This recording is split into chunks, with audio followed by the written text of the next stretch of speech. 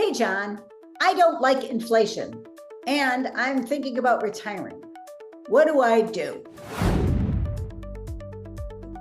Hi, I'm Bridget Sullivan Ramel, and I have a family financial planning practice in Chicago, Illinois.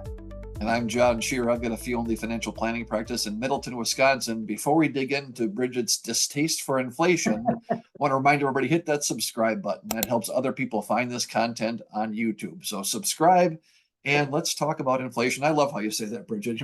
Usually when we talk with folks, it's more nuanced, but at the end of the day, it's exactly what you said. It's like, a 5-year-old not want to eat their broccoli. I hate this. I'm going to retire. What do we do about this thing, right? We've been saying that we've had our show for 4 years now, maybe coming up on 5, and whenever we talk about inflation, even before there was big inflation, I was like, I don't like inflation, and you're like, just deal with it. I'm like, I don't like it.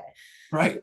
Yeah, I don't like it. Yeah. But anyway, now it's not kind of part of life, right? So, and how do we, just because I understand that people's emotions around inflation, I still got to be a planner and try to figure out how to help people when they're retiring, figure out how that it just throws a wrench into inflation plans. Well, and that's, we just did a recent episode on how to think about budgeting for retirement. Geez, how do I plan for what I'm going to spend, right? And that's a whole separate topic. We'll put a link to the in the show notes about, hey, go check out how to think about spending. But then this whole retirement thing, like, man, it's, in addition to not liking it, it's scary. You go, geez, inflation over the next 30 years. How do I factor that in? How do I think about that, kind of related to that budget thinking, right? I'm interested in what I think we have similar views on this, but what do you say to folks, or how do you talk about that when that topic comes up? I tell them not to worry about inflation, which I don't know. I hate it, and don't worry about it. I don't know. I hate inflation, but I tell them not to worry about it because there's plenty of things I hate, but I try not to worry about it. Okay, and so let's talk about why. Then I try to explain why. And like I said, I don't know if I get anywhere with that, but this is why. First of all, what are the components of inflation? Okay, and we've got a Pew Research poll out about what are the components. All right, number one, housing. All right, we encourage people to own a house. A lot of people in retirement have even paid off their house, right? Which we'll go, we're 50-50 on, right? Okay, yeah. So, but at any rate, you have the biggest component of inflation is not getting inflated for you. You don't have to worry about your housing costs for the most part. So if you own your house, you don't have to worry about that part. Yeah. Like if rents go up, that's fine. You don't have to worry about that. It's a great inflation hedge. So that's what think about it. And I appreciate it. And I think sometimes we gloss over that. I think, oh yeah, I got another extra, but in housing is something like a third of the CPI, the Consumer Price Index computation. The inflation a third goes to housing. And even if you've got a mortgage, right? If you don't have a mortgage, that's not a cost for you. If you have a mortgage, your mortgage is fixed, right? If you listen to our advice on things, right? You got a fixed mortgage, and that dollar, if you're paying, $2,000 a month for your mortgage today, what are you paying in 5 years? What are you paying in 10 years? What are you paying in 20 years? That same amount, right? It doesn't change. The taxes, right? Property taxes, that can be a big thing for folks. But you think about like that core housing, like, all right, most of that factor, most of that third of the Consumer Price Index doesn't really apply, right? I mean, that's so huge, and it's easy to overlook how powerful that is. Owning your home and like I said, even have a mortgage on it, it's almost more powerful, right? That's really critical. Another big part in that CPI, I think it's at least 6%, is education costs. So that's probably starts from daycare and ends up at college. Yeah. What's the cost of all that stuff? Guess what you don't have? Maybe you do have, but you can totally have control over when you're retired, is education costs. Like maybe you are taking some classes, but you can decide which classes to take. You're not, it's not like I've got to go to college and pay this, suck it up. You can take whatever classes you want. Yeah, I mean, you look at where my situation, right? 2 middle school kids, and education costs are a big factor in my inflationary thinking on things, right? And now it affects me a little bit different in 20 years when they're hopefully off the payroll, right? And hopefully out of college in 20 years, right? Sort of a thing. Very different calculation. Then let's get into food. Okay, food costs have gone up and we feel like maybe the grocery stores are milking it. Pretty funny, huh? I was not Uh, expecting a milk jug. That's excellent. well, you're from Wisconsin. Oh, that's right, yeah. So anyway, so what? You can change if it really bothers you, you can change you can shop at different places. You get, you have a lot of control over this. Yeah, I mean, I'll go back to having being at a younger stage in life with kids. You know, Yeah. we've got certain things that our kids eat or don't eat or different. We've got to put different levels of food on the table. And as I picture in retirement, I'll use the terminology like, hey, if the price of beef goes up, I can buy chicken, right? I've got some flexibility and a little bit less. Certainly, younger folks have flexibility, but not to that same level, right? Not to that same ability as when we get older into retirement with things. Right. And Yeah. actually, I'm eating a lot less.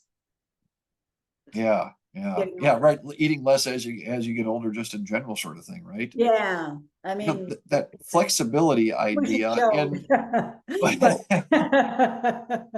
that flexibility to me is a really big thing, and it comes into things like food, right? Like there's just different, there's different necessities for things. But then I think of things like even travel, where we've got some folks that are, in retirement. And when I do travel planning, when you do travel planning, it's like, okay, how does it work around our work schedules? And for me, around the kids' school schedules. And right, and I've got like, we're going on vacation, October 27th, because that's when the kids have off school, right? When you're retired, you don't have that. And you can go, we've got folks and it's, last minute, hey, we're going to go on vacation next week. Where are we going? I don't know. We're going to see what the best deal is. And cruises for a 25% of rack cost and different tours and things. And you can, your travel costs can go way down if you choose to be flexible like that, where you and I can't do that right now. Give us 10 or 20 years and we'll be able to do those things if we want to and really control some of that inflation. And a similar thing on, I've got limited times if I want to go see a movie or different things. Whereas, hey, the Tuesday afternoon $5 special, wonderful, right? I can't do that. You can't do that right now. Again, 15, 20 years, we can do those sorts of things. So so, that it's easy to overlook that impact. Yeah. according to Bert, there is something to be concerned about, and that's not inflation, but like what I would call lifestyle creep. So that his contention was that prices going up don't matter as much as my cell phone. Oh, I just got this 10 years ago. My internet, oh, I just got that 20 years ago. My this, that, and the other. Oh, I get my groceries delivered. Right. Tell anybody, like all of these conveniences that are must-haves that I'm spending more on. So it's not about inflation, it's about spending more on other things that you want and I actually value. I value my cell phone. Right. I Right. going to the grocery store, all those things, like, so I value those. And that's within my control. Right. I forget about that one. I'm so glad you brought that up because you think, 30 years ago, 40 years ago, nobody had a cell phone bill, right? And that's not a insignificant dollar. Nobody had, a streaming bill. Maybe you had cable back then, but there was a time when cable TV wasn't a thing, right? All these different things that come into and useful and necessary, and I'm not going to go without those. At the same time, that's more of an impact than pure CPI inflation. Right. And talking about the legal CPI inflation definition, one of the other factors that mitigates that for our retired clients is things like Social Security are tied to the consumer price index. So Social Security, to the extent it's part of your retirement, and of course for some folks it can be a really big part of retirement depending on the benefits you get. I mean, we've got folks that half of their retirement income is indexed for inflation, so inflation's a non-factor Right. for a lot of folks here in Wisconsin that have the state pension plan. If you worked as a teacher or a state employee, that's not tied with inflation, but it is indexed. It goes up over time. It's actually done better than inflation the last 20 years, right? So for far folks where, hey, I've got Social Security coming in, indexed with inflation.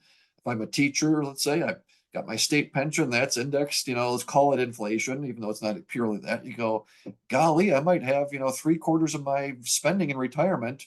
But some folks, we got all their spending in retirement is indexed to inflation. So inflation literally is not a factor, even not counting all the things that you and I are just talking about here, right? So there's some of those things too, that it's easy to forget that, oh, wait a minute, for a couple where both people were, had working careers out and earning, paying into the Social Security system, it's not uncommon for us to have 40 or 50 or $60,000 of income from Social Security. Right, that's a pretty big chunk of dough coming in every year, indexed with inflation. Suddenly that, those rising prices of pure CPI aren't quite as big of a deal, right? And so to me, it's one of those things that it's legitimate. It's not like, the prices go up over time. We certainly have seen this the last couple of years, not as much for a retired person as you might think based on, housing and some of the other costs. And it's offset in some cases by, we haven't even talked about higher interest rates on CDs and things like that. But, you got Social Security, maybe your pension's indexed. Man, it's important, it's legitimate, but it's not quite as scary as it might be made out to be, the sort of, financial boogeyman in retirement. Yeah, and I think the underlying feeling associated with it is this is change that's imposed on me and I don't like it. Yeah. But so what? It's just like, all right, I'm off the cliff now.